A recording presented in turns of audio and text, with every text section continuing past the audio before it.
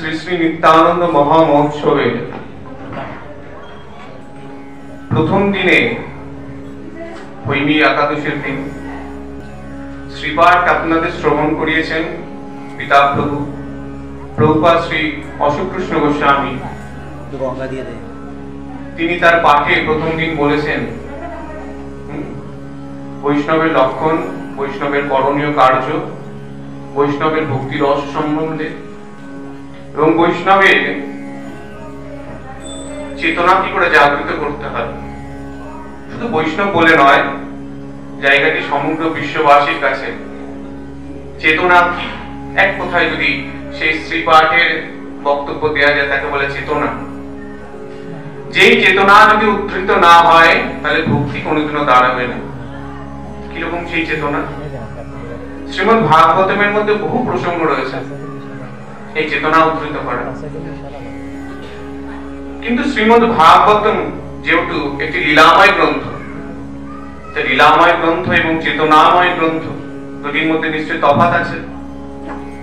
যেই গ্রন্থের যেমন সার সেমন ভাবে যদি সেই গ্রন্থকে অবলম্বন করা যায়, তার সারকে যদি গ্রহণ করা যায়, তাহলে তা সার্বিক ভাবে আমাদের উপযুক্ত কাজে লাগবে।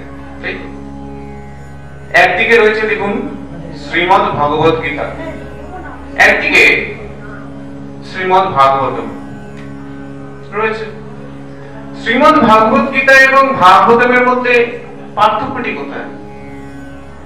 যেখানে স্বয়ং সচ্চিদানন্দময় ভগবান শ্রীকৃষ্ণ তার বাণীগুলিকে 700টি শ্লোকের মধ্যে নিবদ্ধ করেছেন, তার নাম শ্রীমদ্ ভগবত গীতা। এবং যেই ভাগবতম চতুশ্লোকী ভাগবত 4টি শ্লোকের মধ্যে ভগবান সচ্চিদানন্দময় তিনি নিবদ্ধ করে দিলেন, অহমেবা সমেবাগ্রে নান্যদ্যৎসদ সৎপরম পশ্চাদহং যদেতচ্চ যোগ শিষ্যেত সোস্ম্যহম, আরো বিবিধ 3টে শ্লোক। ভগবান বললেন এই 4টি শ্লোক শুধুমাত্র জীবের জন্য।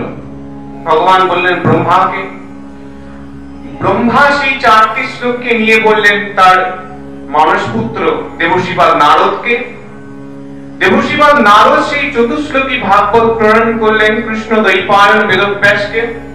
সেই 4টি শ্লোককে প্রণয়ন করে বেদব্যাস, যিনি অন্য কেউ নন, স্বয়ং ভগবানের কলা অবতার, সেই বেদব্যাস 4টি শ্লোক থেকে প্রণয়ন করলেন কত শ্লোক না 18,000 শ্লোক, এবং তৈরি হলো কি শ্রীমদ্ ভাগবত। পার্থক্যটি কোথায়? দরকার কি ছিল প্রণয়ন করা? যে দরকার ছিল, দরকার কিরকম দরকার ছিল বলছে শ্রীমদ্ ভাগবত গীতা। এই ভগবত গীতার মধ্যে যেগুলি আছে সেগুলি চেতনাকে জাগায়। অধ্যাপিকা শ্রী রমা বন্দ্যোপাধ্যায় এই জায়গাটি খুব সুন্দর কথা প্রয়োগ করেছেন। তিনি গীতা এবং ভাগবতমের মধ্যে পার্থক্য ঠিক করে বোঝাচ্ছেন। তিনি বলছেন গীতা হলো পদ্ম, শ্রীমদ্ ভগবত গীতা হলো পদ্ম, আর শ্রীমদ্ ভাগবতম হলেন সেই পদ্মের সৌরভ। যেমন পদ্মের সৌরভ না থাকলে পদ্মের কোনো দাম থাকে না, তো শ্রীমদ্ ভাগবতম হলো সেই সৌরভটি যা আরো আকর্ষণ, আরো রস তাকে বাড়িয়ে দেয়। আবার চৈতন্য মহাপ্রভু এই জায়গাটিতে একটু বেশি করে বললেন কি, ভাগবত পড়ো গিয়া বৈষ্ণবের স্থলে। বৈষ্ণবের চরণ তলে বসে যদি শ্রীমদ্ ভাগবতমকে অধ্যয়ন করা যায়, এমন চরণ তলে বসা মানে এমন নয় যে আপনি একটি চেয়ারের মধ্যে একজন বৈষ্ণবকে বসালেন আর তার চরণের কাছে বসে বললেন ভাগবত, না, সেই পড়া না। মহাপ্রভু ইঙ্গিত করছেন কিরকম, বৈষ্ণবের যে মনোভাব, বৈষ্ণবের যে অনুভব, সেটি একটি অন্য স্তরে, এই জাগতিক স্তরে না। শ্রীকৃষ্ণ রাধা কৃষ্ণের যে প্রেম, জাগতিক জগৎ কিন্তু অজ্ঞানী মানুষ এই প্রেমকে কিন্তু খুব ভালো চোখে দেখে না। এরকম আমি বহু দৃষ্টান্ত এবং আমার জীবনের অভিজ্ঞতাও আছে আমার বন্ধু বান্ধবের সাথে। তারা জানে না রাধা কৃষ্ণের প্রেম এই জাগতিক প্রেম নয়, আধ্যাত্মিক প্রেম নয়। এই প্রেমের কোন পর্যায়ে সে আমরা কল্পনা করেও বলতে পারবো না, তারা অজ্ঞান। তাই এই অজ্ঞান রূপ বস্তু সামান্য জ্ঞানের দরকার, সামান্য চেতনার দরকার। বৈষ্ণব এই জায়গাটিকে এমন জায়গায় নিয়ে গেছে, ভাগবতের এমন এমন শ্লোক আছে যেখানে হয়তো রাধা কৃষ্ণের কথা বলা হচ্ছে না, তাদের প্রেমের কোনো কথা বলা হচ্ছে না, কিন্তু দেখুন আমরা আমাদের বিতর্ক আছে যেমন যে শ্রীমদ ভাগবতের মধ্যে রাধারানীর নাম নেই, কিন্তু বৈষ্ণব কিন্তু এমন দৃষ্টি দিয়ে পড়ে, বৈষ্ণবী দৃষ্টি দিয়ে দেখলে দেখা যাবে 18,000 এই শ্লোকে নিবদ্ধ শ্রীমদ ভাগবতের প্রত্যেকটি শ্লোক শ্রীমতী রাধারানীকে ইঙ্গিত করে। আমরা অজ্ঞানী মানুষ আমরা দেখতে পারবো না এই জায়গাগুলো। শ্রীমদ ভাগবতমকে টিকা টিপ্পণীর মাধ্যমে নিয়ে গেলেন ছিল সনাতন গোস্বামী পাদ, ছিল রূপ গোস্বামী পাদ, গোস্বামীগণ বিবিধভাবে টিকা টিপ্পণী দিয়ে শ্রীমদ ভাগবতমের সেই শ্লোক সেই অনুবাদ, কিন্তু মনোভাবটা এক নয়।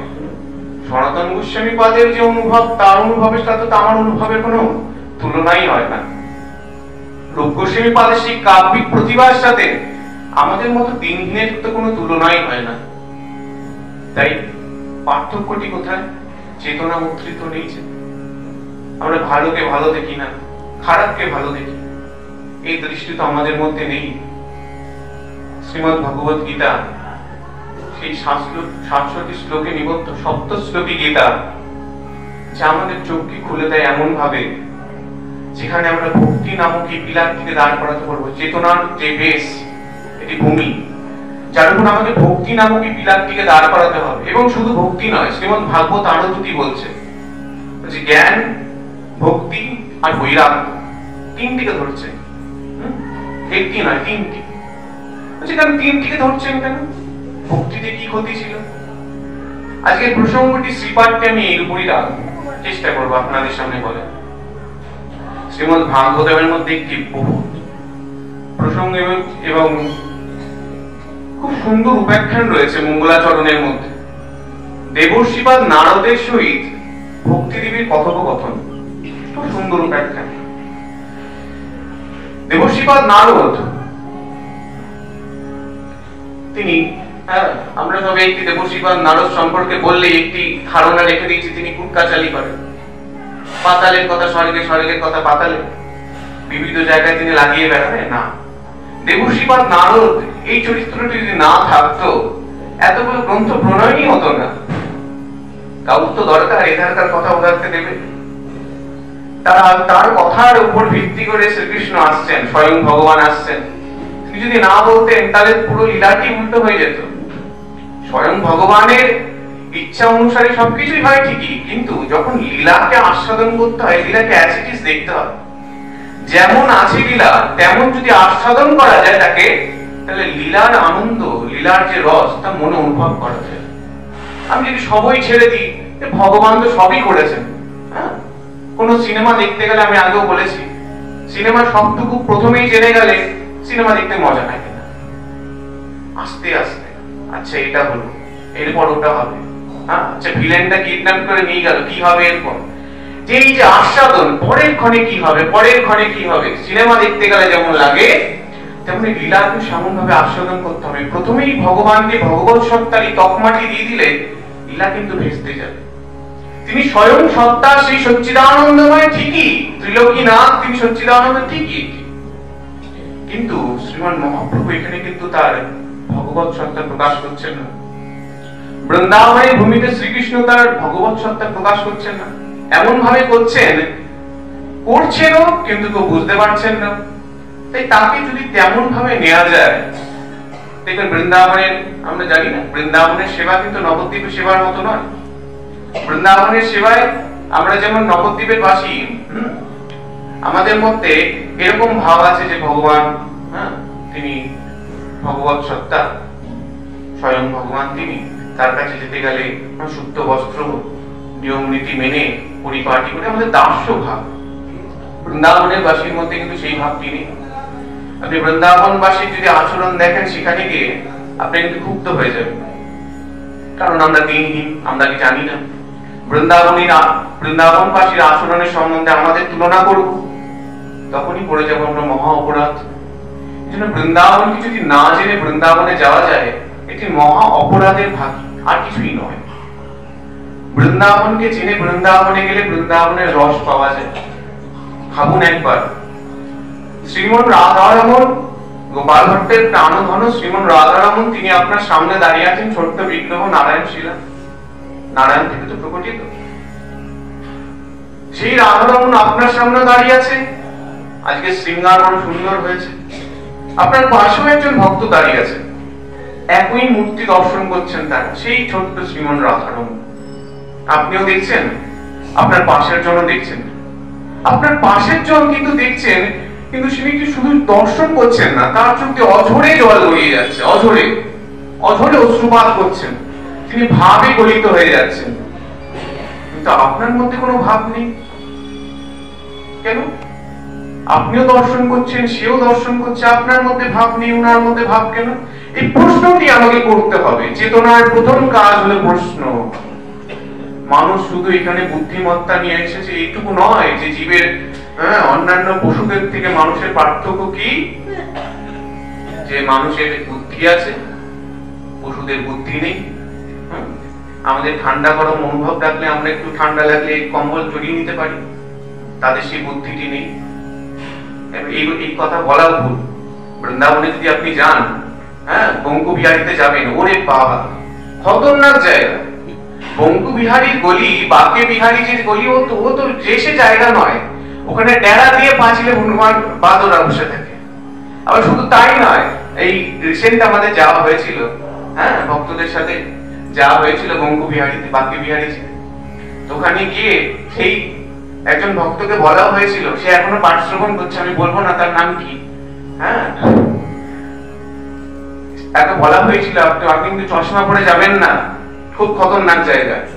সে চশমা এখন জানে না, প্রথম গেছে বৃন্দাবনকে বলো না, বৃন্দাবনকে জেনে বৃন্দাবনে যেতে হয়, সে প্রথম পড়ে গেছে, নিয়েছে পেছন থেকে, এখন খাবলে চোখ দিয়ে রক্ত বেরিয়ে গেছে, এমন করে টেনেছে। এখন ভাবুন, চশমাটি নিয়ে যদি ভেঙে দিত বুঝতাম না, ঠিক আছে আক্রোশ আছে চশমার প্রতি, তা নয়, চশমাটি নিয়ে সে সানসেটের উপরে উঠে বসে রয়েছে। এখন কি আবদার কি না ফুটি দিতে হবে? বলছে না, বৃন্দাবনবাসী বলছে এখন ফুটিতে কাজ হবে না, এখন একটি থামস আপ দিতে হবে। এখন 2024, একটু আপডেট তো হতে হবে, সবাই আপডেট হচ্ছে, তারাও আপডেট হচ্ছে। এখন সেই আবদার, এখন কেউ বলবে যে ফুটিটি উপরে আমি ছুড়ে দিলাম আর ওখান থেকে চশমাটি টুক করে পড়ে দিল। এখন ভাবুন, হনুমানের মধ্যে বুদ্ধি আছে, আমাদের মধ্যে বুদ্ধি আছে, পার্থক্যটি কোথায়? পার্থক্যটি একটি জায়গায়, হনুমান প্রশ্ন করতে পারবে না, আপনি প্রশ্ন করতে পারবেন। আপনি প্রশ্ন করতে পারবেন যে অঝরে কাঁদছে সেই আমার পাশের ভক্তটি, আমি কেন, আমার চোখ দিয়ে এরকম ভাবে অশ্রু ঝরছে না কেন? সেই রাধারমণকে আমিও দর্শন করছি, আমার পাশের ব্যক্তি দর্শন করছি, সেই কাঁদছে, আমার চোখে জল নেই। এই প্রশ্নটি আমাকে করতে হবে, কেন হলো না, কোন জায়গায় খামতি থেকে গেল? তখন আপনি উত্তর পাবেন, কোথাও না একটা গন্ডগোল আছে। এইটা চিনিয়ে দেবেন কি? এই চেনানোর দায়িত্ব শুধুমাত্র শ্রী গুরুদেবের, অন্য কেউ পারবেন না। গুরুদেবের একটি কাজ মনে রাখবেন, শুধুমাত্র একটি কাজ। গুরুদেব কত উচ্চশিক্ষিত, কত শাস্ত্র জ্ঞান আছে সেটি বড় কথা নয়। গুরুদেব সেই যে অনুভব করাতে পারে, অনুভব করে এবং অনুভব করাতে পারে, এই হলো গুরুদেবের কাজ।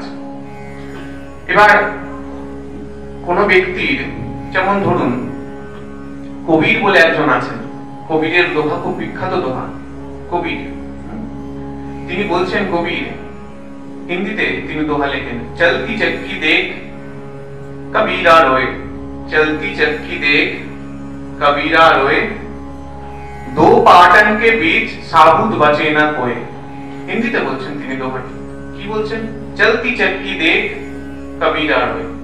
আগেকার দিনে সব ইয়ে ছিল না, কি বলে বলছে, চাকতি, আগেকার দিনে ছিল জাতা, যাই বলুন, পাথরের দুটো থাকে, মাঝখানে গম টম দেওয়া হয়, এখান থেকে আটা পিষে বের করা হয়, আগেকার দিনে জাতা। তো কবির ওই চাকতিটি দেখে শুধুমাত্র বলছেন যে দেখ, ওই চলতি চক্কি দেখ, ওই চলমান চাকতি দেখে, ওই জাতা দেখে কবির কেঁদে দিয়েছেন, কবিরা রয়ে, কবির কেঁদে দিয়েছেন। বলছে কেন কাঁদছো? কবির বলছেন, দো পাটন কে বীচ সাবুত বচে না কোয়ে। দো পাটন মানে জাতার দুটি ভাগ আছে, উপরে একটি পাথর, নিচে একটি পাথর, আর মাঝখানে গমগুলিকে দেওয়া হচ্ছে, ঘোরাচ্ছে, দুটো পাথরের মাঝে সবকটা গম পিষে যাচ্ছে। তো মানুষের এই অবস্থা, ওই গমগুলি হলো জীব। আর দুটি পাথর কিসের ইঙ্গিত করছেন? শ্রীমদ্ ভাগবতে পড়তে গিয়ে একটিবার দুম করে মনে হয়ে গেল যে হ্যাঁ, কবি সেই জায়গাগুলি বলছেন। ব্রহ্মার একটি পুত্র আছে, তার নাম অধর্ম। এই অধর্মের একটি স্ত্রী, তার নাম মায়া। অধর্মের একটি স্ত্রী আছে, তার নাম হচ্ছে মায়া। এই অধর্ম আর মায়ার একটি পুত্র সন্তান, একটি কন্যা সন্তান আছে। কি নাম জানেন? সেই পুত্র সন্তানটির নাম হচ্ছে দম্ভ, কন্যার নাম হচ্ছে মায়া। ভুল বলছি। শ্রীমদ্ ভাগবতে আছে ব্রহ্মার অধর্ম বলে একজন সন্তান আছে। সেই অধর্মের স্ত্রীর নাম হচ্ছে মিথ্যা। সেই অধর্মের স্ত্রীর নাম হচ্ছে মিথ্যা। এই অধর্ম এবং মিথ্যার যে একটি পুত্র সন্তান, একটি কন্যা সন্তান। পুত্র সন্তানের নাম দম্ভ, কন্যা সন্তানের নাম হচ্ছে মায়া। এই উপরের পাথর, যে পাথরটি, যাতার দুটি পাথরের উপরের পাথরটি হলো সেই দম্ভ, নিচের পাথরটি হলো সেই মায়া। আর এর মাঝখানে পড়ে সমগ্র জীব জগৎ আমরা পিছিয়ে বলছি। ভাবুন। আর আমি কেন বলছি? কবি কিন্তু জীবনে কোনোদিনও স্কুলে গিয়ে পড়াশোনা করেননি, কোনো বেদ চর্চা করেননি, কোনো অধ্যয়ন অধ্যাপনা করেননি। জগৎকে দেখেছেন শুধু দুটি নেত্র দিয়ে, জগৎকে দেখেছেন। জগতের সমগ্র উদাহরণ তিনি জগৎ থেকেই পেয়েছেন, বেদ তিনি জগৎ থেকেই পেয়েছেন, বেদের সার তিনি জগৎ থেকে পেয়েছেন, শ্রীমদ্ ভগবত গীতার সার তিনি জগৎ থেকে পেয়েছেন। শুধুমাত্র একটি যাতা দেখে তিনি জীবনের সেই সবচেয়ে বড় সমস্যাটি গড়ে দিলেন। दोनों पाटन के बीच साबुत बचे ना कोई। তাহলে বলুন, শিক্ষার জায়গাটি কোথায়? শাস্ত্রজ্ঞ হলেই যে গুরুদেব হওয়া যায় এমন নয়। আপনি অল্প শাস্ত্র পড়ে আপনার আচরণ কেমন হয়েছে এটি মুখ্য। আপনার অল্প শাস্ত্র পড়ে আপনি চেতনার কোন স্তরে দাঁড়িয়ে আছেন এটি মুখ্য। গুরুদেব সেই যে নিজের 10 ইন্দ্রিয়, মন, বুদ্ধি, অহংকার, চিত্ত সবকিছুর উপর নিয়ন্ত্রণ আনে। সবকিছুর উপর নিয়ন্ত্রণ এনে সেই সচ্চিদানন্দময় বিগ্রহ। এই যে উদাহরণটি দিলাম না, যে অনুভব করতে পারে এবং অনুভব করাতে পারে, উদাহরণটি কোথা থেকে এসেছে জানেন? আপনার কল্পনা করতে পারবেন না। এই উদাহরণটি, এই জায়গাটি যেখানে রয়েছে, সেই জায়গাটি হচ্ছে নবদ্বীপের একজন বিশ্ববিখ্যাত শ্রীমৎ চৈতন্য মহাপ্রভু যেমন নবদ্বীপ ভূমিকে আলোকিত করেছেন, তার মধ্যে একজন নবদ্বীপে আরো আছেন, তার নাম কৃষ্ণানন্দ আগম বাগীশ। সেই কৃষ্ণানন্দ আগম বাগীশের একটি গ্রন্থ আছে, তার নাম বৃহৎ তন্ত্রসার। সেই বৃহৎ তন্ত্রসারের মঙ্গলাচরণ প্রসঙ্গে যদি আপনি জান, দেখবেন ওখানে আছে গুরুর লক্ষণ কি। সেই গুরুর লক্ষণের মধ্যে দেখবেন যে আচরণ করে এবং আচরণ করাতে পারে, সেই হচ্ছে গুরু। খুব সুন্দর জায়গাটি। তাই হলো গুরুর প্রসঙ্গ। শ্রীমদ্ ভগবত গীতা, শ্রীমদ্ ভগবত গীতায় এই সমস্ত বিষয় নিয়ে আলোচনা করা হচ্ছে। কিন্তু শ্রীমদ্ ভাগবতের মধ্যে যে প্রসঙ্গটি দেবশ্রীপাদ নারদ এবং ভক্তি দেবীর সংবাদের মধ্যে আসছে, ভগবান যখন ভক্তিকে প্রেরণা করছেন জগৎবাসী পর, যে ভক্তি এবার তোমার যাওয়ার পালা। ভক্তি তো ভগবানের প্রেয়সী, বৃন্দা দেবী যেমন ভগবানের প্রেয়সী, ভক্তিও ভগবানের প্রেয়সী, কাছে ভক্তি দেবী। তখন ভক্তি দেবীকে এখন ভগবান পাঠাচ্ছেন। এখন ভিভিআইপি যদি ব্যক্তি হয়, তাহলে পেছন পেছন দুটো চালা চামুন্ডা পাঠাতে হবে। ভক্তি দেবী ভিভিআইপি লোক, তার চেয়ে বড় কেউ নেই। ভক্তি দেবীর সঙ্গে যখন ভগবান পাঠাচ্ছেন, প্রেরণ করছেন মর্তে, ভক্তিকে ভগবান বলছেন, তুমি যখন যাচ্ছ মুক্তিকে তোমার দাসী করে নিয়ে যাও। মুক্তিকে ভাবুন, পঞ্চম পুরুষার্থ, চতুর্থ পুরুষার্থ, চতুর্থ পুরুষার্থের মধ্যে চতুর্থ পুরুষার্থ মুক্তি। সেই মুক্তিকে নিয়ে যাও তুমি তোমার দাসী করে। কিরকম? বেদ বেদান্ত সবকিছু বলছে মুক্তি মুক্তি মুক্তি, সেই মুক্তি নাকি ভক্তির দাসী। এই আবার কি করে হয়? যে মুক্তি পেলে নাকি বলে নশ পুনরাবর্ততে, নশ পুনরাবর্ততে। শ্রুতি বলছে, বেদ বলছে মুক্তি একবার যদি হয় তাহলে আসা যাওয়া তা বন্ধ হয়েছে। সে মুক্তি কিনা ভক্তির দাসী হচ্ছে। হ্যাঁ, বৈষ্ণবের একটি আইডিয়াল তো থাকা উচিত, মানে একটি দৃষ্টান্ত থাকা উচিত, যার জীবনযাত্রা, যার আচরণ দেখে আমরা প্রেরণা নেব। বৈষ্ণবের সেই আইডিয়ালটি কি বলুন তো? ষড়গোস্বামী পাদ।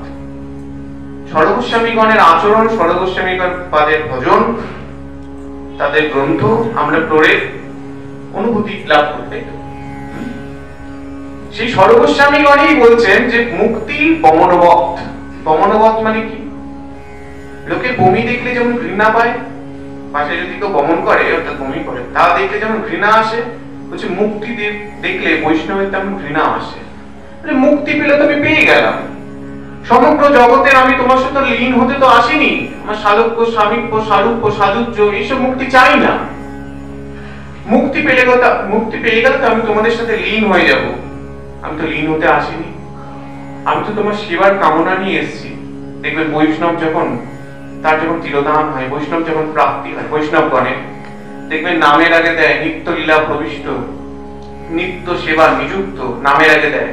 কিন্তু কোনো অর্ডিনারি মানুষ যখন চলে যান তখন দেখবেন তার নামের আগে একটি চন্দ্রবিন্দুতে স্বর্গীয় লেখা থাকে, স্বর্গীয় ব্যক্তি অমুক। বৈষ্ণবের লেখে না, লেখে নিত্য লীলা প্রবিষ্ট, নিত্য সেবা নিযুক্ত। কেন লেখে? বৈষ্ণব মুক্তির কামনা করে না, বৈষ্ণব কামনা করে শুধুমাত্র নিত্য সেবা। তোমার পাদপদ্ম সেবা যেন আমি লাভ করতে পারি হে নাথ।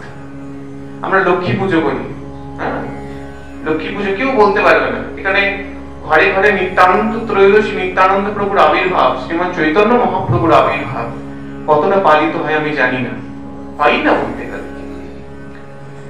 কিন্তু লক্ষ্মী পুজো এমন একটি ঘন ঘটার দিন, কাউর বাড়ি আপনি খালি পাবেন না। যে নাস্তিক সেই ব্যক্তিও লক্ষ্মীর পুজো করে, হ্যাঁ। তো লক্ষ্মীর কাছে চাই কি? কেউ বলতে পারবে না এখানে লক্ষ্মীর পুজোকে করে আমি ধন চাই না, এই কথা বললে আমি বিশ্বাস করব না। আমরা সবাই লক্ষ্মীকে পুজো করি শুধুমাত্র ওই, হ্যাঁ, সেই টাক মাথা গান্ধীজি আর কিছুই না, ওই পাওয়ার জন্য। কেন? বৈষ্ণবের কি লক্ষ্মী পুজোর ভাবটি ওরকমই? বৈষ্ণবের লক্ষ্মী পুজো, আপনি লক্ষ্মী পুজো করতে বাধা দেওয়া হচ্ছে না, আপনি লক্ষ্মী পুজো করুন, ভাবটি অন্য ধরুন। বৈষ্ণবের লক্ষ্মী পুজোটি কেমন? বৈষ্ণব লক্ষ্মী পুজো করে, লক্ষ্মী পুজো করে চায় কি? ভগবান, ভগবতী, তুমি যেমন সেই শ্বরৈশ্বর্যশালী নারায়ণের পাদপদ্ম আস্বাদন করে বসে আছো, তার চরণ সেবা তুমি সৌভাগ্য লাভ করেছো, সে তার কিঞ্চিৎ সৌভাগ্য যদি আমিও লাভ করতে পারি, সেই কৃপাটুকুনি আমাকে করো। লক্ষ্মী দেবী সমগ্র বিশ্বের কামনার মাঝে আপনার এই বাসনাটি শুনে তিনি কৃতার্থ হবেন। আর কেউ তো আছে, কেউ তো আছে যে আমার নাথকেও ভালোবাসে, শুধু আমাকে ভালোবাসার জন্য নয়, আমার যে ক্ষমতা, সেই ক্ষমতার উপর ভিত্তি করে সে আমাকে ভালোবাসে না, আমার একান্ত ভাবে যা প্রিয় সেই প্রাণনাথ, সেই প্রাণনাথের চরণ পদ্ম আস্বাদনের জন্য সেই লক্ষ্মী, হ্যাঁ, এবং তাকে পাওয়ার কামনা করে, তাকে পাওয়ার বাসনা করে। কোন ভক্ত তো আছে যে আমার কাছে চাইছে কিছু, তার কথা আমি শুনবো, এই বাসনাটি করুন, লক্ষ্মী পুজো করুন, এতে কোনো বাধা নেই। কিন্তু এই বাসনাটি মনে রেখে করুন যে চাই কি তোমার কাছ থেকে? শ্রী বিষ্ণু পাদ পদ্ম সেবা, ভগবানের সেবা শুধুমাত্র। এই হলো বৈষ্ণবের। আমি কোথায় ছিলাম? আচ্ছা, ভক্তির দাসী করে পাঠালেন তিনি মুক্তিকে। ভক্তি বলছে না না, আমার মুক্তির কোনো প্রয়োজন নেই, তুমি বরং ভগবান এক কাজ করো, এই জ্ঞান আর বৈরাগ্যকে আমার দুই পুত্র সন্তান হিসেবে তুমি দাও, আমি পুত্র রূপে জ্ঞান এবং বৈরাগ্যকে মর্তে নিয়ে যাব। ভগবান বলছে ঠিক আছে, আমি জ্ঞান বৈরাগ্যকে মর্তে তোমাকে তোমার পুত্র সন্তান হিসেবে দেবো ঠিকই, কিন্তু তুমি মুক্তিকেও নিয়ে যাও। ঠিক আছে বলছে, আচ্ছা তাই হবে, যথা। সত্য যুগে মুক্তি, ভক্তি আসছে, মুক্তিকে দাসী করে জ্ঞান বৈরাগ্যকে পুত্র রূপে নিয়ে সত্য যুগে আসছে। সত্য যুগ 4 ভাগ পূর্ণ, কোনো পাপের লেশ মাত্র নেই, আরাম করে সত্য যুগটি কেটেছে, কোনো অসুবিধা হয়নি। আস্তে আস্তে ত্রেতা আসছে, 1 ভাগ পাপ, 3 ভাগ পূর্ণ, একটু ক্ষীণ সামান্য তফাৎ শারীরিক অবস্থার একটু দেখা দিয়েছে মুক্তি। ভক্তি, জ্ঞান এবং বৈরাগ্য ঠিক আছে, মুক্তিতে দেখা দিয়েছে। আর ভক্তি দেবী বলছেন তুমি সুস্থ আছো তো? যে না না, কোনো অসুবিধা নেই, আমি হয়ে যাই, ঠিক আছে। আস্তে আস্তে ত্রেতা কেটেছে, দাপর আসছে, আস্তে আস্তে দাপর ইকুয়াল হয়ে যাচ্ছে, 2 ভাগ পূর্ণ, 2 ভাগ পাপ। এখন কিন্তু আর মুক্তির অবস্থা শোচনীয়। হ্যাঁ, মুক্তি বলতে মুক্তির এখন শরীরটি একটু বেশি খারাপ। এখন মানুষ দিন দিন যাচ্ছে, পাপের ভার রাশি আস্তে আস্তে বাড়ছে, কেউ মুক্তির কামনা করছে না। ভক্তি দেবী বলছে এবার তুমি এটা তো দাপর যুগ, এটাতে যাই হোক কাটিয়েছো, তারপরে পারবে তো? হ্যাঁ, কোন রকমে চলে যায়। এবার আস্তে আস্তে কলি আসছে, আর এখন মুক্তি পারে না। 3 ভাগ পাপ, 1 ভাগ পূর্ণ, কালক্রমে সেই 1 ভাগ পূর্ণ পাপে পরিপূর্ণ হবে। এখন মুক্তির এই শোচনীয় অবস্থা থেকে ভক্তি বলছে, যাও, তোমার আর দরকার নেই, তোমার এই অবস্থা নিয়ে আমি আর তোমাকে টেনে ছিঁড়ে রাখতে পারবো না, নিয়ে তুমি তোমার লোকে চলে যাও। ভক্তি দেবী মুক্তিকে পাঠিয়ে দিলেন। রয়েছে কি সঙ্গে? জ্ঞান আর বৈরাগ্য। এখন জ্ঞান আর বৈরাগ্যর অবস্থা একটু শোচনীয় কলি আসার সঙ্গে সঙ্গে। তাই কিরকম শোচনীয় বলছে ভাগবতে, যেমন আমরা কি জানি সচরাচর, পুত্র থেকে মাতার, নিজের মায়ের বয়স বেশি হবে, তাই তো? পুত্রর কম হবে, মায়ের বেশি হবে। কিন্তু এখানে দেখা যাচ্ছে যে কলির ঘোরের এই অবস্থায়, কলি ঘোর তিমির এই অবস্থায় এই জ্ঞান এবং বৈরাগ্যের মধ্যে এমন বৃদ্ধতা এসছে, চুল পেকে গেছে, হ্যাঁ, চামড়া কুচকে গেছে, এমন অবস্থা। এখন এই অবস্থা দেখে কেউ বলবে না এ নাকি আবার ইনার মা নাকি আবার ভক্তি দেবী। ভক্তি দেবী এখন পরিপূর্ণ আছে, তারও শরীরটা খুব একটা ঠিক নেই, কিন্তু তিনি পরিপূর্ণ আছেন। কিন্তু এই জ্ঞান এবং বৈরাগ্যের মধ্যে বিশাল একটু তফাৎ দেখা দিয়েছে। তাদের বয়স কালক্রমে খুব বেড়ে গেছে। কোন রকমে গোটা ভারত পর্যটন করে তার শ্রীধাম বৃন্দাবনে যমুনা তীরে এসে উপস্থিত। ভক্তি, জ্ঞান এবং বৈরাগ্য এতটাই অবস্থা খারাপ, জ্ঞান এবং বৈরাগ্য এবং জ্ঞানের, যে তারা বৃন্দাবনের যমুনা তটে এসে একদম যমুনার তটে তারা একদম অচেতন অবস্থায় শুয়ে পড়েছে। এখন ভক্তি দেবী তার 2 পুত্রের এই অবস্থা দেখে কিভাবে তিনি রোদন করছেন শ্রীধাম বৃন্দাবনের যমুনা তটে। এই অবস্থা থেকে, ভক্তি দেবীর এই অবস্থা থেকে সমগ্র তীর্থ, গঙ্গা, যমুনা, সিন্ধু, কাবেরী, সরস্বতী, সমগ্র তীর্থ একটি রূপসী বেশ ধরে, সুন্দর রূপসী যুবতী বেশ ধরে তাদেরকে বেষ্টন করে ভক্তি দেবীকে সান্ত্বনা দিচ্ছে, না না এরকম করো না, ঠিক হয়ে যাবে, তুমি চিন্তা করছো না, ভগবান তো আছেন, সাহায্যের জন্য কেউ আসেন, ভক্তি দেবী বলে কথা। দেবশিবাদ নারদ সেই স্থানে উপস্থিত, তিনি পর্যটন করছিলেন। দেবশিবাদ নারদ সেই স্থানে উপস্থিত, তিনি এসে দেখছেন যে যমুনা তটে একটি জায়গায় খুব ভিড়, বহু যুবতী রূপসী নারীরা সেখানে উপস্থিত এবং কাকে যেন বেষ্টন করে তারা রয়েছে। দেবশিবাদ নারদের মনে কৌতূহল জাগলো। দেবশিবাদ নারদকে তিনি পর্যবেক্ষণ করতে চাইলেন যে কি হয়েছে। দেবশিবাদ নারদকে সেই সময় দেখে ভক্তি দেবী যেন একটু মনে বল পেল, দেবশিবাদ আপনি এসছেন, একটু এই স্থানটাতে একটু দাঁড়ান, যাতে আমার সন্তানরা, আমাদের এই জ্ঞান বৈরাগ্য তারা যেন একটু চেতনা পায়। আপনি তো পূর্ণ ভগবান সত্তা, আপনি ভগবানের গান সর্বদা গেয়ে থাকেন, আপনি একটু উপস্থিত থাকুন যাতে একটু পূর্ণ পারে। দেবশিবাদ নারদ বলছে, ঠিক আছে সে তো বুঝলাম, কিন্তু এই সমস্ত নারীরাই বা কারা, তুমি বা কে, এরা অচেতন অবস্থায় পড়ে আছে কেন, আর তুমি বা এদের পুত্র বলছো কেন, এরা তোমার থেকে বয়সে বড়। দেবশিবাদের এই কথা শুনে এবং ভক্তি দেবী সমস্ত ঘটনা বলছেন যে আমি ভগবান আমাকে প্রেরণ করেছেন, এই দুজন যে অচেতন অবস্থায় পড়ে আছে এটা আমারই পুত্র, জ্ঞান এবং বৈরাগ্য। কলির এই চরম তাপে তারা তাপিত হয়ে তাদের অবস্থা এরকম হয়ে রয়েছে, তারা অচেতন অবস্থায় পড়ে আছে। আর এই যে সমস্ত নারীরা আমাকে বেষ্টন করে আছে, এরা হলো সর্বতীর্থের জল, এরা আমাকে সান্ত্বনা জানাচ্ছে। দেবশিবাদ আপনি যখন এসছেন তাহলে আমাকে একটু সাহায্য করুন, হ্যাঁ, আমার এই কষ্টকে আপনি উপশম করুন, হ্যাঁ, মিটিয়ে দিন। দেবশিবাদ দেখছেন, ঠিক আছে আমি চেষ্টা করি। দেবশিবাদ নারদ সমস্ত বেদ, সমস্ত বেদাঙ্গ, সমস্ত উপনিষদ, হ্যাঁ, সমস্ত স্মৃতি শ্রুতি সবকিছু একদম ঝেড়ে, গীতা সমস্ত শ্লোক তিনি ওই জ্ঞান ও বৈরাগ্যের করণে বলতে একদম একটানা বলে গেলেন। ভালো করে বুঝবেন, ভালো করে তিনি সমস্ত বেদ, সমস্ত বেদাঙ্গ, সমস্ত উপনিষদ আদি, শ্রীমদ্ ভগবত গীতার শ্লোকার্থ সবকিছু তিনি একদম ওই জ্ঞান বৈরাগ্যের কানে দেবশিবাদ নারদ ঝড়ের বেগে বলে গেলেন। সেই শ্লোকার্থ শুনে জ্ঞান এবং বৈরাগ্য কোন রকমের টলমল করে নিজের পায়ে দাঁড়িয়েছে, সম্পূর্ণ চেতনা পায়নি, কোন রকমের একটু জোর পেয়েছে, সম্পূর্ণ চেতনাটুকু তার মধ্যে আসেনি। এবং দেবর্ষিবাদ দেখছেন, হায় হায়, আমার সমস্ত পুঁজি আমি ঢেলে দিয়েছি, হ্যাঁ, আমার সমস্ত যা বিদ্যা ছিল আমি ঢেলে দিয়েছি, এবার এরা এখনো যাচ্ছে না, এদের চেতনা এখনো পরিপূর্ণভাবে ফেলেনি, কোন রকমে দাঁড়িয়েছে, আবার কখন পড়ে যাবে। দেবর্ষিবাদ নারদ চিন্তায় করলেন, আমি এখন কি করি? ভক্তি দেবী আশা জুগিয়ে বসে আছেন আমার উপর, আমি কি করব? ভক্তি দেবীর এই কষ্টকে নিবারণের জন্য তিনি তপস্যায় বসলেন, যে আমি ভক্তি দেবীর এই কষ্টকে আমি নিবারণ করি, ছাড়ব। কিন্তু তপস্যায় লাগলেন।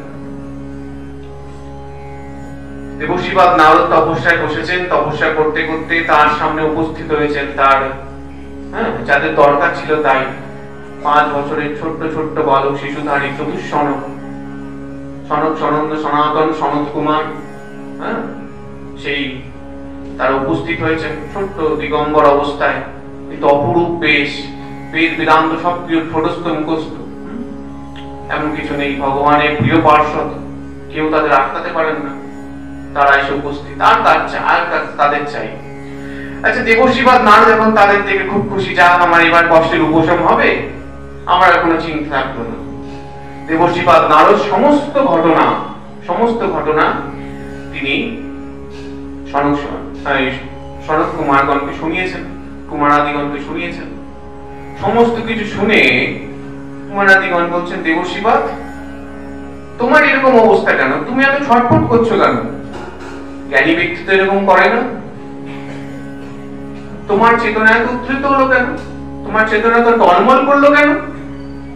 তুমি তো জ্ঞানী ব্যক্তি, তুমি ভগবানের প্রিয় ভক্ত, তোমার তো জানা উচিত। চতুষ্সনকগণ বলছেন। দেবর্ষিবাদ নারদ বলছেন, দেখুন, আমি সমস্ত কিছু আমার প্রয়াস দিয়ে তার চেষ্টা করেছি, কিন্তু তারা কিন্তু এখনো জেগে ওঠেননি। দেবর্ষিবাদকে এবার সনকাদি মুনিগণ বলছেন, দেবর্ষিবাদ, মনে পড়ে সেই দিনের কথা? তুমি কিন্তু একটি সময় সেই ভগবান সচ্চিদানন্দময় যে চতুশ্লোকী ভাগবত প্রণয়ন করেছিল, সেই চতুশ্লোকী ভাগবতকে ব্রহ্মা, সেই ভগবানের চতুশ্লোকী ভাগবত ভগবান ব্রহ্মাকে বলেছিলেন, ব্রহ্মা তোমাকে বলেছিল, এবং তুমি সেই চতুশ্লোকী ভাগবত বেদব্যাসকে বলেছিলে। মনে পড়ে সেই ঘটনা? হ্যাঁ প্রভু, মনে তো পড়ে, আমি তো বলেছিলাম। ওই যে সেই চতুশ্লোকী ভাগবতকে 18,000 শ্লোকে কৃষ্ণদ্বৈপায়ন বেদব্যাস যে প্রণয়ন করেছেন শ্রীমদ্ ভাগবতম, সেই ভাগবতই এই সারবস্তু হয়ে উপস্থিত হবে, এদের কষ্টের নিবারণের পথ হিসেবে উপস্থিত হবে। দেবর্ষিবাদ বলছেন, এটা কি করে সম্ভব? শ্রীমদ্ ভাগবত তো আর কিছু নয়, সেই বেদ বেদান্ত উপনিষদাদি সারবস্তুটুকু শুধুমাত্র। তা বেদ বেদান্ত উপনিষদাদি তো আমি তাকে শুনিয়েছি, গীতা তো আমি তাকে শুনিয়েছি, তাহলে তার সারবস্তু সেই শ্রীমদ্ ভাগবত, সেটি শুনলেই শুধুমাত্র যে তাদের কষ্টের নিবারণ হবে, এটি কি ওরা কি বলছেন? সনকাদি মুনিগণ তখন দেবর্ষিবাদ নারদকে ইঙ্গিত করে বলছেন, দেখো দেবর্ষিবাদ, বেদ বেদান্ত থেকে উপনিষদাদি থেকে এই শ্রীমদ্ ভাগবতের সৃষ্টি, এর সমস্তটুকু সেই পদ থেকেই নেওয়া হয়েছে, এটি ঠিকই। বেদ বেদান্ত থেকে উপনিষদ থেকে নেওয়া হয়েছে, এটি ঠিকই, কিন্তু পার্থক্যটি একটি জায়গায় আছে। পার্থক্যটি কি? 3টি উদাহরণ দিলেন সনকাদি মুনিগণ। পার্থক্যটি একটি জায়গায় আছে। পার্থক্যটি কিরকম পার্থক্য? পার্থক্যটি তিনি বলছেন, পার্থক্যটি বলছেন যেমন মনে করুন, আরো সহজ করে বলছি আপনাদেরকে, প্রচন্ড গরম পড়েছে, আস্তে আস্তে এখন গরম লাগছেও, প্রচন্ড গরম পড়েছে, জ্যৈষ্ঠ মাসে প্রচন্ড গরম। আপনি এখন দুপুর বেলায় রাস্তায় বেরোবেন, আপনার দরকারি কাজ আছে, আপনাকে বেরোতেই হবে। কেউ বেরোতে চায় না, সবাই তার আগে ঢুকে পড়ে ফ্রিজের বাড়ি। আপনাকে বেরোতেই হবে, দুপুর 12টা বাজে, আজকে একদম 40 ডিগ্রি সেলসিয়াস তাপমাত্রায় সূর্য কিরণ দিচ্ছে, সেই অবস্থায় আপনাকে বেরোতে হবে। আবার কি আজকে একটু দোকানপাট খোলা নেই, বন্ধ চলছে সব। এখন ভাবুন আপনি রাস্তায় বেরিয়েছেন একটি কাজে, এই গ্রীষ্মের প্রচন্ড গরমে ঘেমে নিয়ে একসা, এখন আপনার পেয়েছে প্রচন্ড পিপাসা, কাজ করে করে প্রচন্ড পিপাসা পেয়েছে। সামনে একটি দোকান যদি খোলা থাকতো আপনি পয়সা দিয়ে তার বোতল কিনে নিতেন, জলের বোতল থেকে কিনে নিতেন। এখন আপনি একটু দোকান হাতের কাছে পাচ্ছেন না, কোনো মানুষজন পাচ্ছে না যে তার থেকে জল চেয়ে নেবেন। এই অবস্থায় আপনার সামনে পড়লো একটি আখের রসের গাড়ি, আখের রস তৈরি হচ্ছে একটি গাড়িতে। হ্যাঁ, আর কি চাই? জল চেয়েছিলাম, মধু পেয়েছি, আর কি চাই? সবচেয়ে উত্তম জিনিস পেয়েছি, আরো ভালো হবে, আখের রসের গাড়ি। আপনি ছুটে গেলেন সেই গাড়ির দিকে, আপনি ছুটে চলে গেলেন, ওই ওই একটি আখের রস দাও, একটি আখের রস দাও, আর ভালো লাগে না, আর পারি না, তাড়াতাড়ি দাও, কত টাকা নেবা না, আপনি বললেন। এখন দোকানদার কি করলো, একটি লম্বা আখ নিয়ে আপনার হাতে ধরিয়ে দিল। এখন আপনার মেজাজটা কেমন হবে? ভালো হবে? ভালো তো হবে না। লম্বা আখ ধরিয়ে দিল, আপনি এখন দোকানদারকে বলছেন, আচ্ছা এ কি করলে? আখের রস চেয়েছিলাম, এটা গোটা আখ। দোকানদার যদি বলে রস তো এটা দিয়েও বেরোবে, রস তো চেয়েছিলে, রস তো এটা দিয়েও বেরোবে, ছাড়িয়ে খাও। তখন সময় আছে, প্রচন্ড পিপাসা পেয়েছে, সানস্ট্রোক হয়ে যাওয়ার মতো অবস্থা, একটু জল দিলে খুব ভালো হয়, সেই সময় যদি আখ ছাড়িয়ে খেতে হয় তাহলে সেই খাওয়া না খাওয়া সমান। কতক্ষণে ছাড়াবো, পিপাসারও বেড়ে যাবে, রস বেরোবে এইটুকু। তাও সকলের তাদের জন্য দেখো ম্যাক্সিমাম জনের মানে 4-5টা দাঁত পড়ে গেছে। হ্যাঁ, সেই সময় ভাবুন আপনার যদি এরকম অবস্থা হয়। এখন আপনি দোকানদারকে বলছেন আর কি মারছো?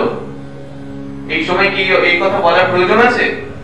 দেখতে পাচ্ছ না আমি পিপাসায় জ্বলে মরছি, এখন আছাই খাওয়ার সময় আমার। এখন দোকানদার যদি ভাবুন এরকম একটি দৃষ্টান্ত দেয় যে আপনি গেলেন দোকানের সামনে, আপনি একটি আখের রস চাইলেন, দোকানদার খুব তড়িঘড়ি করে আপনার জন্য দুটি আখ দিয়ে রস বের করলো, একটি গ্লাসে ঢাললো।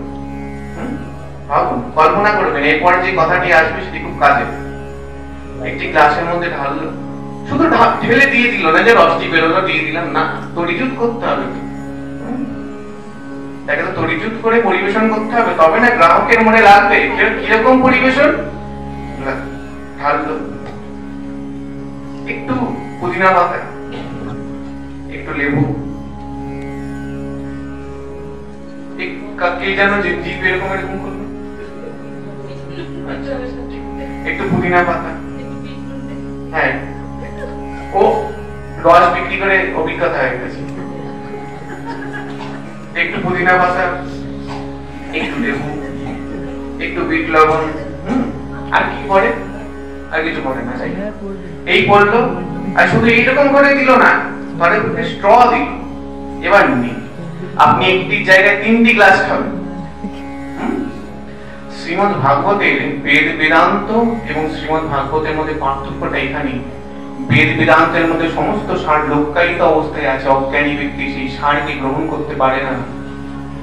শ্রীমদ ভাগবত হলো সেই রসনির জাল যা আখের থেকে পরিপূর্ণভাবে বেদ বেদান্ত থেকে টেনে নিয়ে এসছে। কে? বেদব্যাস। সেই আখের পরিপূর্ণ রস যা পরিবেশন করা হয়েছে, যাকে বললে বেদ বেদান্ত পড়া হবে, যাকে বললে শ্রীমদ ভাগবত পড়া হবে, যাকে বললে শ্রীকৃষ্ণের পরম অবস্থা, অবতারীর পরম অবস্থা, এমন অবস্থা পৃথিবীতে অন্য কোথাও আসেনি, সেই অবস্থাতে আমরা উপনীত হতে পারবো। অন্য কোথাও এরকম ভাব আপনি পাবেন না। তাই দেবশ্রীপাদ যে প্রশ্নটি করেছিলেন, হ্যাঁ, যে সনকাদি মুনিগণকে কিরকম ভাবে সম্ভব একই জায়গা থেকে যদি নেওয়া হয়, পার্থক্যটি কোথায়? যে পার্থক্যটি এখানে সবকিছু থাকা সত্ত্বেও সেটি আখের দণ্ড মাত্র, আর কিছু না থাকা সত্ত্বেও সেই সারটি, সেটি হলো রস, পরিপূর্ণ রস এবং পরিপূর্ণ পরিবেশন। রস বললে হবে না। শ্রীমদ ভাগবত যদি আখের রস হয়, তাহলে তার টিকা টিপ্পনি হলো তার পরিবেশনটি, সেই পুদিনা পাতা, সেই লবণ।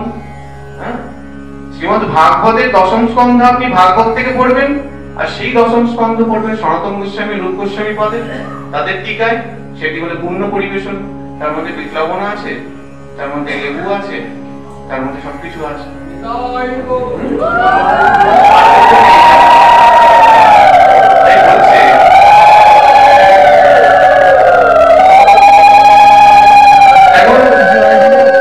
দেবর্ষিপাদ বলছেন যে ঠিক আছে প্রভু, আমি বুঝতে পেরেছি, তাহলে জায়গাটি কোথায় এখন বলেও দিন, তাহলে কিরকম ভাবে হবে? বলছে হবে ঠিকই, শ্রীমদ ভাগবত পাঠ করলে হবে না, সাপ্তাহিক পাঠ করতে হবে, সপ্তাহব্যাপী, এক সপ্তাহব্যাপী পাঠ করতে হবে। যে কোথায় পাঠ করতে হবে সেটাও বলে দিন। সনকাদি মুনিগণ বলছেন হরিদ্বারের আনন্দ ঘাট নামে একটি ঘাট আছে, খুব সুন্দর জায়গা, মুনি ঋষিরা বিচরণ করেন সেখানে। জীবজন্তুগুলো হিংস্রিত নয়, যে হরিণকে দেখলে বাঘ আক্রমণ করছে তা নয়, হরিণও ঘাস খায়, বাঘও ঘাস খায়, এমন জায়গা। মুনি ঋষিদের স্থান, নির্জন স্থান, সেই জায়গাতে যদি এই কথাটি করানো যায় সপ্তাহব্যাপী, তাহলে তার কাজ হবে। দেবর্ষিপাদ সমস্ত কিছু পেয়ে গেলেন, আর কিছু চাই না। সমস্ত ঋষি দেবগণ সবাইকে আমন্ত্রণ দেওয়া হলে শ্রীমদ ভাগবত কথা হবে। যেই ঋষি মুনিরা আসতে চাইছেন না তাদেরকেও জোর করে টেনে আনা হলো। এমন ঋষি মুনি, এমন দেবতা নেই যে তারা আসেননি, সবাইকে আনা হলো। দেবর্ষিপাদ নারদ সমস্ত কিছুর আয়োজন করলেন। শঙ্খ, ঘন্টা, ধ্বনি, উলুধ্বনি সবকিছুর মাধ্যমে ভাগবতের জয় জয়কার দিয়ে সমস্ত নিয়ম রীতি নীতি মেনে সপ্তাহব্যাপী শ্রীমদ ভাগবত কথা আলোচিত হতো। সেই সপ্তাহব্যাপী শ্রীমদ ভাগবত কথা আলোচিত হতে হতে সেই স্থানে উপবিষ্ট হলেন ভক্তি দেবী এবং তার সেই দুজন পুত্র। কিন্তু যমুনা তট নিকটে তাদের যে অবস্থা ছিল, আজ কিন্তু তাদের সে অবস্থা নেই। ভক্তি দেবীও তার পূর্ণ সত্তা সুন্দরী হয়ে, রূপসী যুবতী হয়ে, তার পরিপূর্ণ সৌন্দর্য নিয়ে তিনি সেই স্থানে বিরাজ করছেন, এবং তার পুত্রেরা জ্ঞান এবং বৈরাগ্য তারাও স্থানে ভূষিত হচ্ছেন, এক জায়গাতে আসছেন, এবং তাদেরও রূপ পুনরায় ফিরে এসছে, তাদের চেতনা পুনরায় ফিরে এসছে। এবং লাস্টের দিন শ্রীমদ ভাগবত কথা সপ্তাহব্যাপী 7 দিনের দিন দেখা যাচ্ছে যে সেখানে স্বয়ং শ্রী ওই ঐশ্বর্যময় নারায়ণ তিনি উপবিষ্ট হয়েছেন, তিনি এসছেন শ্রীমদ ভাগবতের অন্তে। কি করাচ্ছে দেখতে হবে তো। সনকাদি মুনিগণ তিনি রয়েছেন, দেবর্ষিপাদ রয়েছেন, সমস্ত মুনিবৃন্দ রয়েছেন। যেই ভক্তের মুখ দিয়ে এই শ্রীমদ ভাগবত কথা হবে, ভগবান তাকে তো আসতেই হবে। সেখানে কে নেই? ভক্তি দেবী থেকে শুরু করে সমগ্র মুনি ঋষিগণ তিনি রয়েছেন। সেখানে ভগবান তার ষড়ৈশ্বর্যশালী রূপ ধরে সেখানে উপস্থিত হয়েছে। সমগ্র দেবতা এবং তার অর্চনা বৃন্দ করছে। এই হলো এই ভক্তি দেবী নারদের সংবাদ। সময় অল্প, খুব সংক্ষেপে শ্রবণ করালাম। এখন ভক্তি দেবী নারদের সংবাদের মধ্যে 3টি জিনিস, মুখ্য জিনিস আছে। একটি ভক্তি, একটি জ্ঞান এবং বৈরাগ্য। এই জায়গাটির মধ্যে একটি শ্লোক রয়েছে। শ্লোকটি যদি আপনি দেখেন তাহলে বুঝতে পারবেন।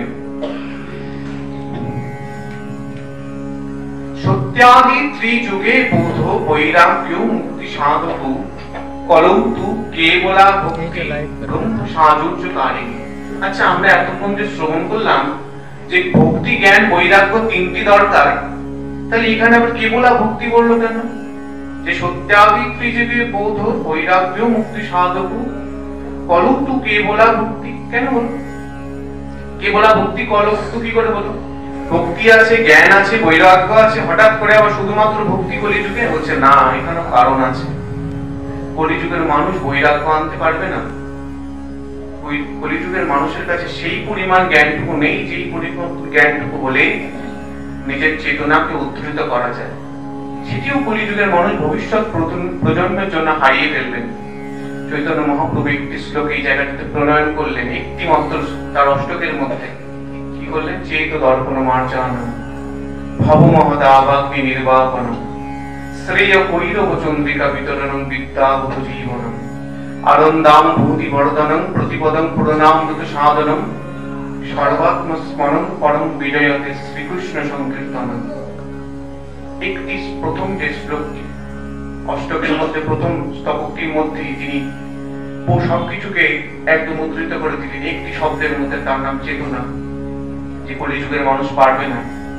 কলিযুগের মানুষ পারবে কি দিয়ে? শুধুমাত্র হরিনাম দিয়ে। সবচেয়ে সহজ, সবচেয়ে সূক্ষ্ম পথ, এবং সবচেয়ে সহজ এবং সবচেয়ে সূক্ষ্ম পথের মধ্যে দিয়েও তার সেই পরম পুরুষার্থ, সেই পরম ঐশ্বর্যশালী ভগবানের সবচেয়ে প্রিয় রমণীয় রূপকে নেওয়া যায়। তার নাম শ্রীপাদ গোবিন্দ। সেই গোবিন্দ, যেই গোবিন্দ রসরাজ গোবিন্দ, তিনি গোবিন্দ ঐশ্বর্যশালী হতে পারেন, কিন্তু পরিবেশন করতে পারেন না। এটুকু মনে রাখবেন, পরিবেশন কিন্তু সবাই করতে পারে না। পরিবেশন করার ক্ষমতা থাকা চাই। আগে শাক, তারপর কি, তারপর ডাল, মোচা, চিপস। পরিবেশন তো কায়দা আছে। প্রথমে চিপস, তারপর দই, তারপর টক, এরকম দিলে তো চলবে না। আদব কায়দা মেনে চলতে হবে।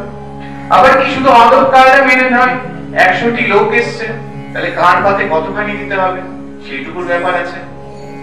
চৈতন্য মহাপ্রভু এতটাই কৃপা, শ্রীকৃষ্ণের এতটা কৃপা নয়। কিরকম ভাবে?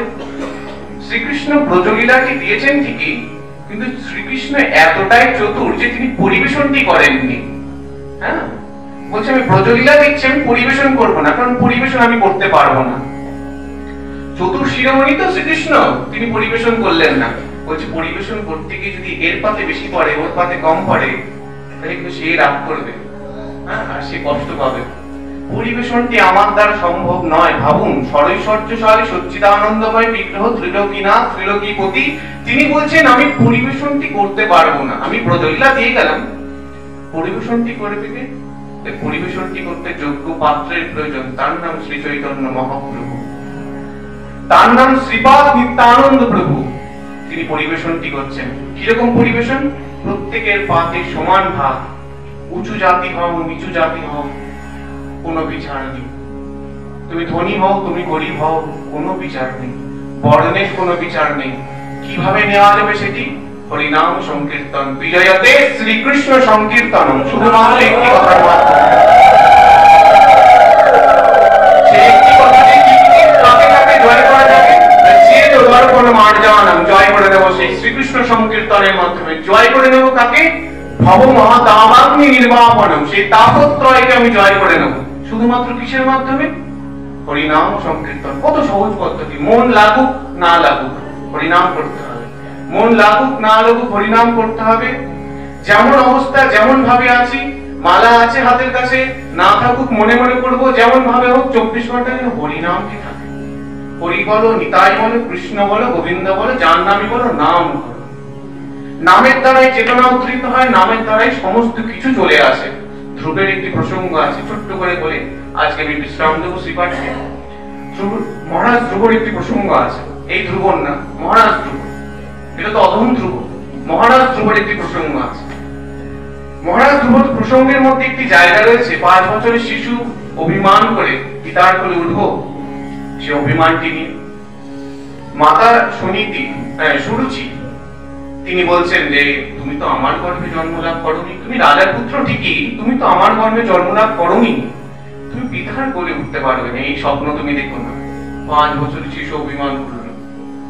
হ্যাঁ, দেবশ্রীপাদ সেই অভিমানকে দেখে ইঙ্গিত বলছেন একটি জায়গায় যে তুমি তো 5 বছরের শিশু মাত্র, তোমার আবার মান অপমান কি?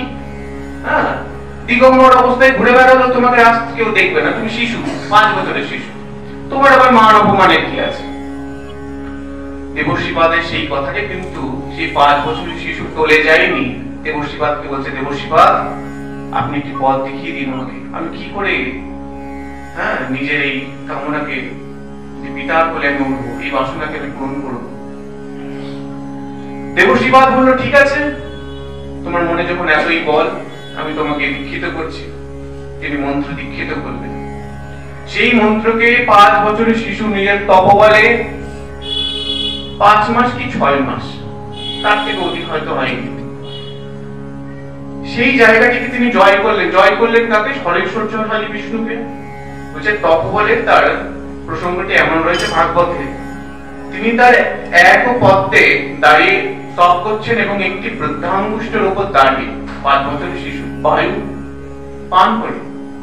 পান করে তিনি তপ করছেন, এবং তার ওই বৃদ্ধাঙ্গুষ্ঠির তপবলে, শুধুমাত্র একটি বৃদ্ধাঙ্গুষ্ঠির তপবলে ত্রিভুবন কেঁপে যাচ্ছে। সবাই গিয়ে এখন যার কাছে যান, হেডকোয়ার্টার যেখানে বিষ্ণুধাম, বৈকুণ্ঠধাম। ভগবান কি হবে আমার, আমাদের তো এখন ধ্রুব মহারাজের তপবলে এই অবস্থা, আমাদের রক্ষা করুন। ভগবান বললেন কিচ্ছু অবস্থা নেই, ঠিক আছে সব আমি সব জানি, যে যার লোকে ফিরে যাও, আমি সব ঝামেলা মিটে। ভগবান গরুড়ে চাপলেন, তিনি চলে গেলেন। ধ্রুবের কাছে গিয়ে তিনি দাঁড়িয়ে আছেন। মহারাজ ধ্রুব ছোট্ট বালক, তিনি যেই অবয়বটি চিন্তা করে এতদিন ভগবানের স্মরণ করতেন, সাক্ষাৎ সেই মূর্তি দাঁড়িয়ে আছে, সেই সরস্বতীশালী পদ্ম পলাশলোচন, তিনি দাঁড়িয়ে আছেন ওখানে। তাকে দেখে ধ্রুবের খুব ইচ্ছা হয়েছে যে একটু যদি আমি স্তব গাইতে পারতাম তার জন্য খুব ভালো হতো। ভগবান তার মনের কথা জানতে পেরেছেন। ভগবান তার বেদময় শঙ্খ ধ্রুবের কপলে স্পর্শ করেছেন। ধ্রুব একটি ঝরঝর করে একটি স্তব তিনি রচনা করে দিলেন, তার গায়নের জন্য, ভগবানকে প্রশংসিত করার জন্য তিনি একটি স্তব গায়ন করলেন। এই স্তবের পর ভগবান এবার ধ্রুবকে বলছেন, ঠিক আছে আমি তোমার মনের বাসনা সবই জানি, তোমাকে নতুন করে কিছু বলতে হবে না, তুমি তপ কেন করেছো, কিন্তু শোনো, তোমাকে আমি সেই লোকটি দিচ্ছি, যেই লোকটি আজ পর্যন্ত আমি কাউকে দিইনি, তার নাম ধ্রুব লোক। সেই লোকটি আজ থেকে তোমার। কিন্তু মনে রাখবে, তোমার পিতা যখন চলে যাবে, তোমার মাতাও চলে যাবে, এবং তোমার উত্তম বলে যে ভাইটি রয়েছে সেও বনে গিয়ে প্রাণ হারাবে। এরপর তোমার মনে কোনো বাসনা কামনা আসবে না, আমার শক্তি রইল তোমার সঙ্গে। সেই জায়গায় তুমি কোনোদিনও পরাস্ত হবে না কামনা বাসনার কাছে। এই বরদান দিয়ে ভগবান চলে গেলেন। এখন ধ্রুব এর পরের জায়গাটি হলো এই লীলার সার। ধ্রুব কিন্তু মনে মনে এই বরদান পাওয়ার পর যে খুব খুশি তা নয়। ভাবুন, ভক্তের চারি লক্ষণ রয়েছে গীতার মধ্যে। ভগবান বলছেন একটি অর্থাৎই, একটি জিজ্ঞাসু, একটি অর্থাৎই, একটি আর্ত, একটি জিজ্ঞাসু, একটি জ্ঞানী। এটি হলো ভগবানের দেওয়া গীতার মধ্যে ভক্তের চার রকমের ভক্তের প্রসঙ্গ। একই জিনিস বেদব্যাস ভাগবতের মধ্যে প্রণয়ন করছেন। ভক্ত চার রকমের, একজন অর্থাৎই, একজন আর্ত, একজন জিজ্ঞাসু, আর একজন জ্ঞানী নয়। এবার চলে আসলো প্রেমিক ভক্ত। চেত দর্পণ মার্জনা বিজয়াতে শ্রীকৃষ্ণ সংকীর্তন। চেতনা মার্জিত হয়ে গেল কিসের দ্বারা? ওম নমো ভগবতে বাসুদেবায় নমঃ। চলে আসলো কি? চলে আসলো সেই কামনা নেই যে পিতার কোলে উঠবো। চলে আসলো কোন কামনা? ভগবানকে কাছে পেলাম, সরস্বতী বিষ্ণুকে কাছে পেলাম, কিন্তু চাইলাম সেই ধ্রুবলোক, তার সেবাটুকু চাইতে পারতাম। কি করেছেন তিনি? জিজ্ঞাসুর অর্থাৎের ভাব নিয়ে ভজনা করেছিলেন ধ্রুব, কিছু চাই বলে। আর যখন তপস্যাটি শেষ হলো, তিনি তখন আর অর্থাৎ তিনি প্রেমিক হয়ে গেলেন। এটি কিভাবে সম্ভব? চৈতন্য মহাপ্রভু লিখলেন, চেত দর্পণ মার্জনা বিজয়াতে শ্রীকৃষ্ণ সংকীর্তন। এই চেতনার নাম হচ্ছে শ্রীপাদ নিত্যানন্দ প্রভু। এই চেতনার প্রতিমূর্তি হলেন শ্রীপাদ নিত্যানন্দ প্রভু। এই প্রসঙ্গে কাল শ্রীপাঠে কিছু আমি বলার চেষ্টা করব। আজ পর্যন্ত এই বিশ্রাম, অনেক রাত হয়ে গেছে। জয় গৌর, জয় নিতাই, জয় জয়।